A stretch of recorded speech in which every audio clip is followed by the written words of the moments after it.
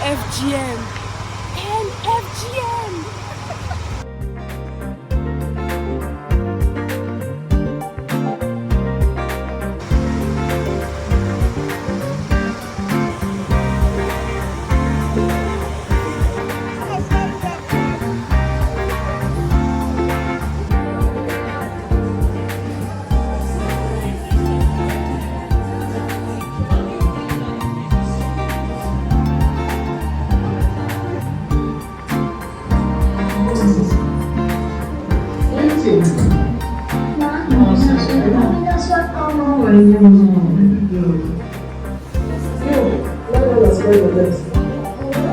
Lie down and spread your legs. Shut up. Lie down and spread your legs, my friend.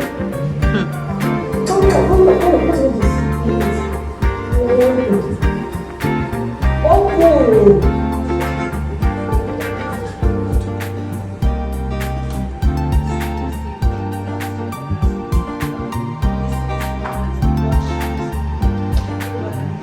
wanting to test, inserting eggs or fingers, all in pursuit of a leaf. A myth that a girl's work lives between her legs. That the most scientific way to test for virginity. The hymen is not a sin. It can stretch, tear, or remain intact from riding a bicycle, dancing, sports, or even doing nothing at all. The World Health Organization, the United Nations, 814-755-3343 or email us on reports@dnf.org. Their bodies are not evidence, their worth is not yours to measure. So speak out, educate others, protect girls from this violence. Break the myth, end the test. What if I have an infection?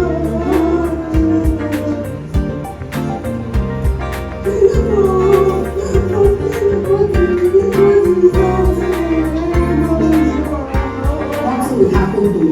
Nothing will happen to you. Just balance your leg and look at anything and do.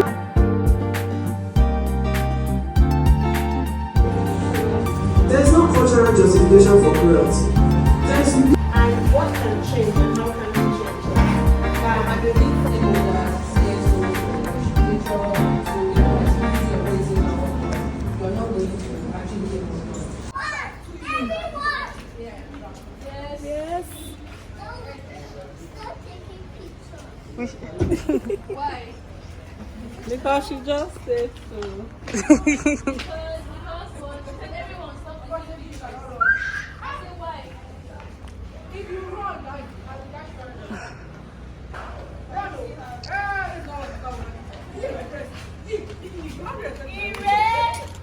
I'm not thinking of if I'm running, you chase me and catch me doing.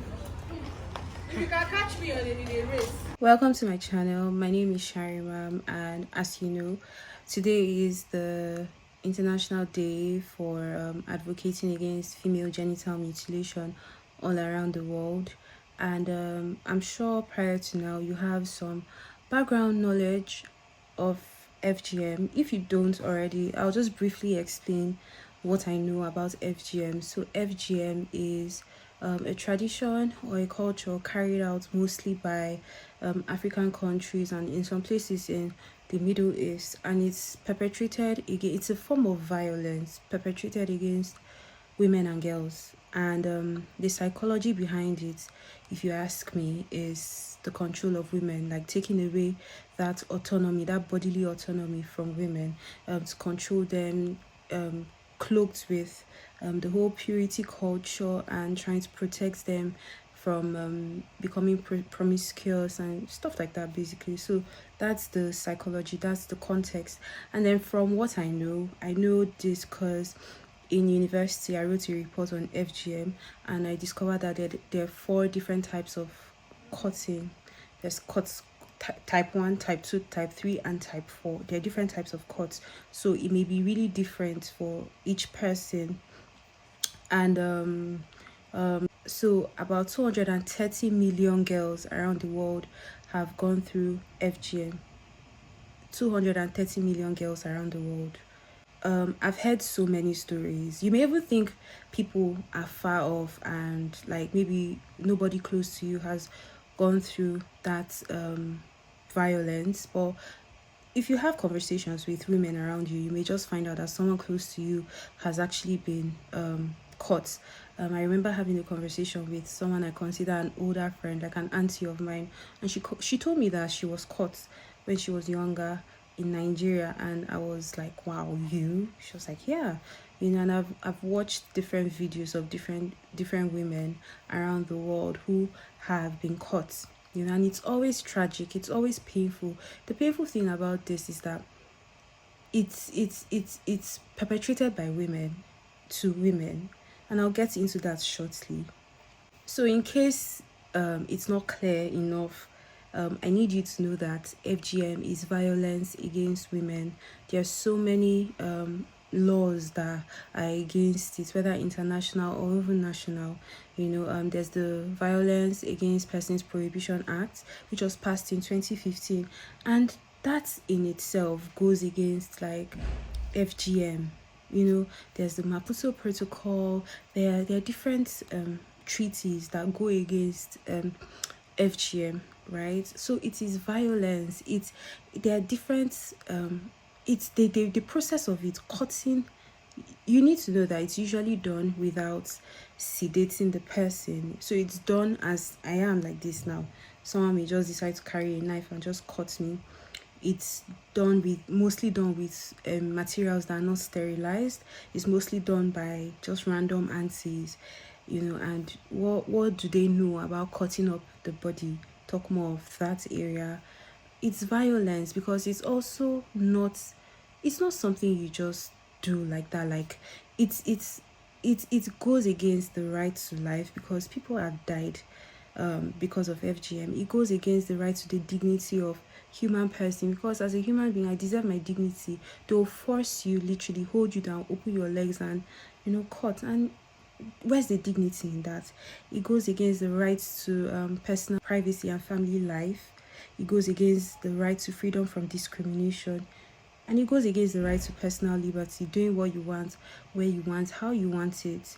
It's very traumatic, and it's an abuse against women. It is an abuse. It is an abuse. I don't know how many times I'll have to echo this for you to hear. It is an abuse against women. It is an abuse against women. It is unfair. It is cruel. It is torture. It is unfair. The concept of trying to control a woman's body is just unfair. First of all, it makes no logical sense. I was at a program today, and this vlog, you would have seen it earlier in this video, and somebody said something. One of the moderator of the panel discussion said something.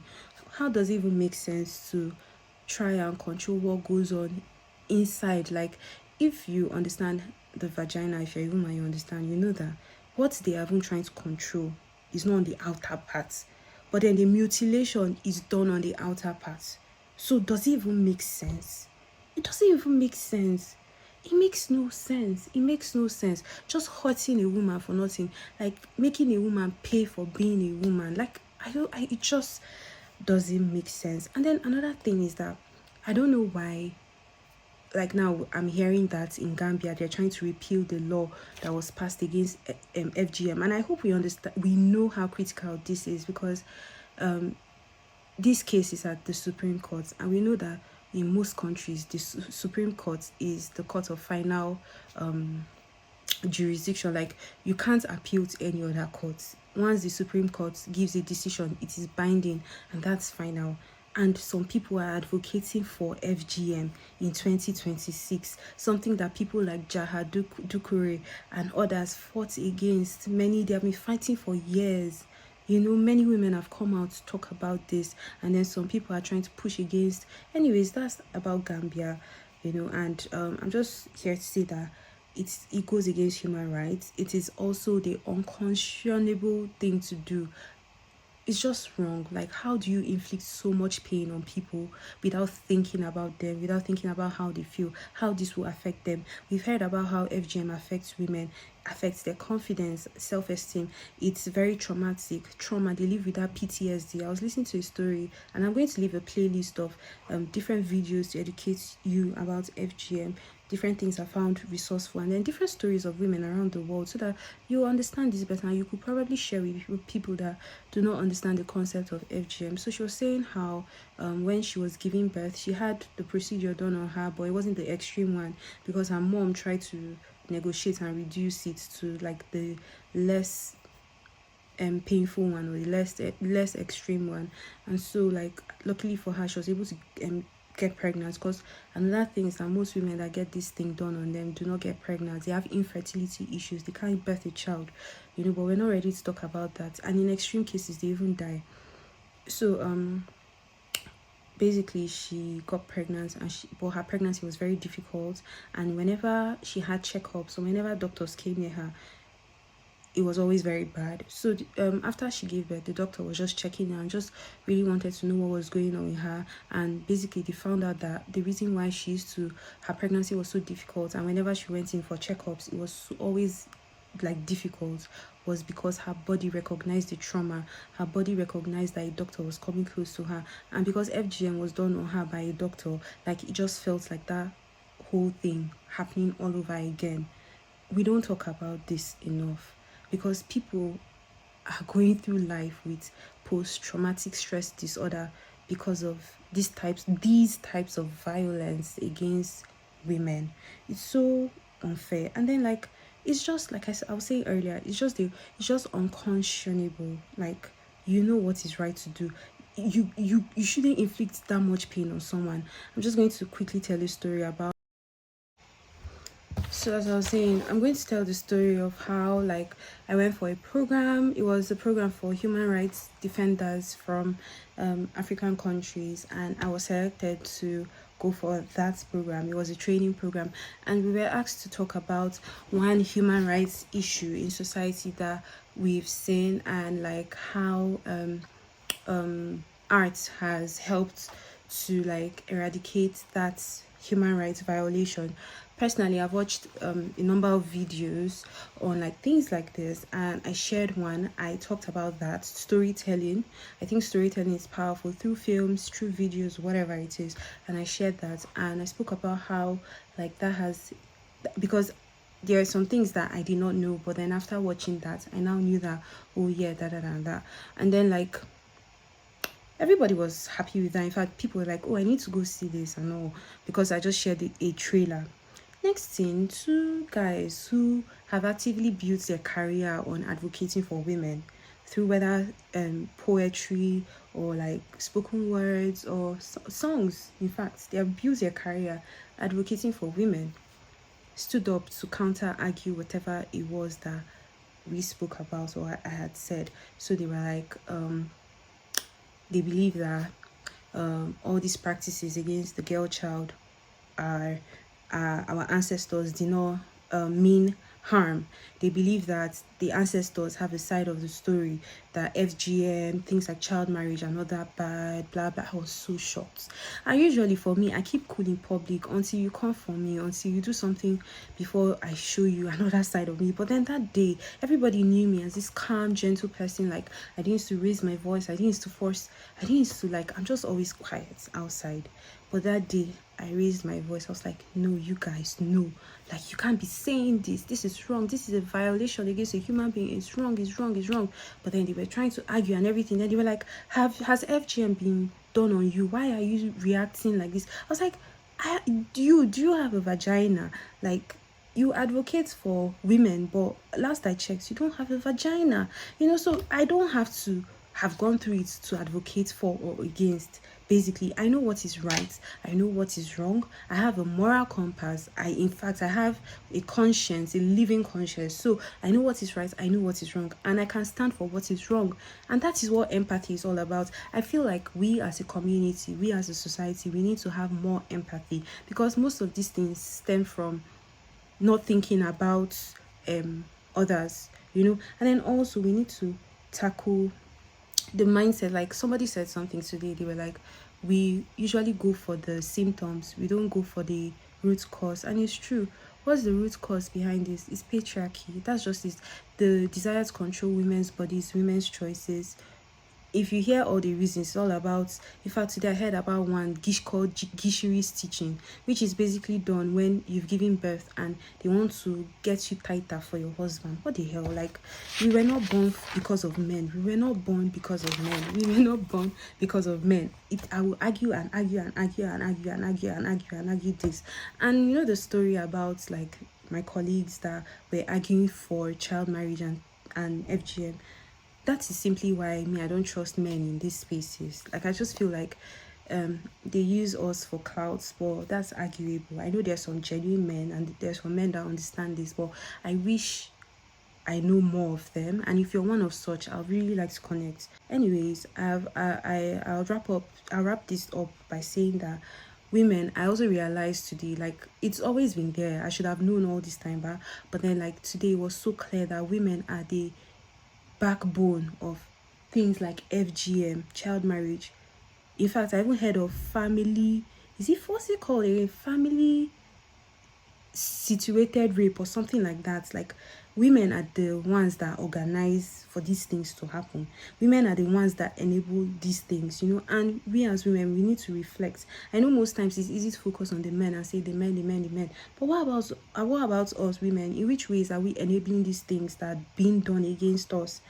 And also I'm really hopeful that Nigeria creates more laws that really tackle this. I mean, the Violence Against Persons Prohibition Act exists, but I feel like we need more specific laws. We really need more specific laws, especially at state levels, and we need more orientation, more sensitization, and we need money.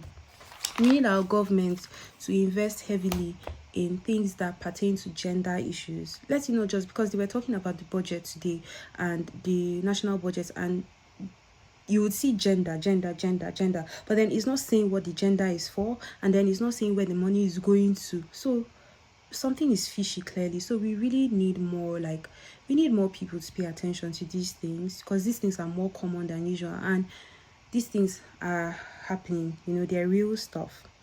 Anyways, I hope you enjoyed this video and you took home one or two things. I'm going to leave articles that I think will be useful. I'm going to leave a playlist of things or videos I think will help you understand this more.